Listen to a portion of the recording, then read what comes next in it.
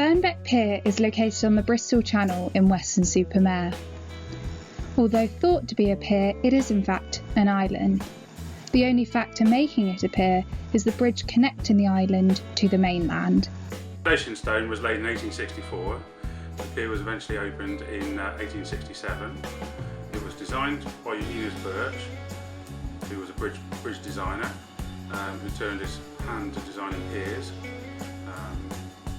He travelled all around Europe and he's taken his designs from European designs.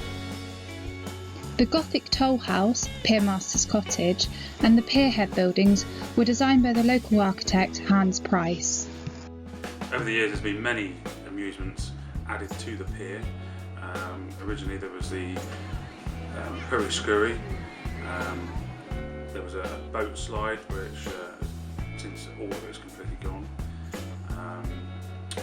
There was a switchback railway, which was a wooden railway, sort of the early beginnings of roller coasters. There was a cakewalk. There was different sort of acts which would go out there, bacon beauties, and there was plenty of slot machines, penny slot machines, all of which has been dispatched all around the world. There was a two-headed monster that was out there once. I believe that's out in Canada. The pier remained open throughout the First World War, 1940 until 1918, although business was reduced during this period. However, by 1920 it regained its pre-war popularity. New investments including concrete shelters to protect the steamer quays, with many amusements added in the following year.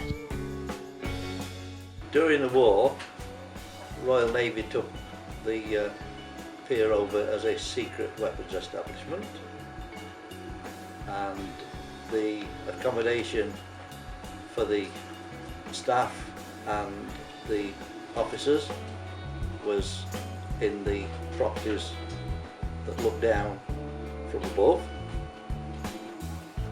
They were developing things such as Grand Ranjam, which was a Catherine wheel type explosive that was designed to roll up to the beach for the Normandy landings, and it was intended to explode very much as we know the Dam Busters project was to explode against the wall. Unlike many piers, Birnbeck did not suffer wartime fate during the Second World War of having a section cut out of the bridge in case of invasion.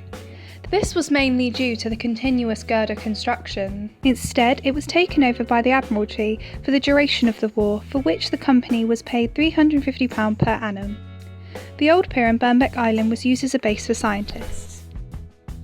Much of what took place on the pier during its time as a secret weapon testing facility is still inaccessible and remains classified with the Ministry of Defence. There are many secrets whispered about the pier, from talk of an Enigma machine to the death of a soldier due to an experiment gone wrong. We may never reach the truth. However, we have been able to obtain a photograph of what appears to be Prime Minister at the time, Winston Churchill, visiting the base. However, we can only but speculate.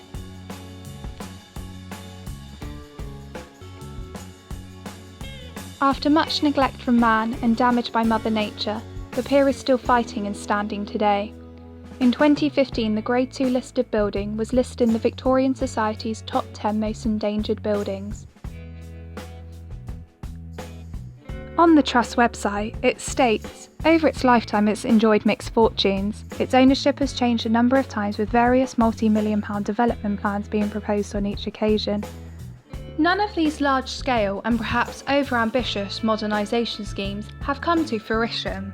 The most high-profile casualty of the weather today was part of the Victorian Birnbeck Pier at Weston-super-Mare. Stormy waters brought down part of the North Jetty.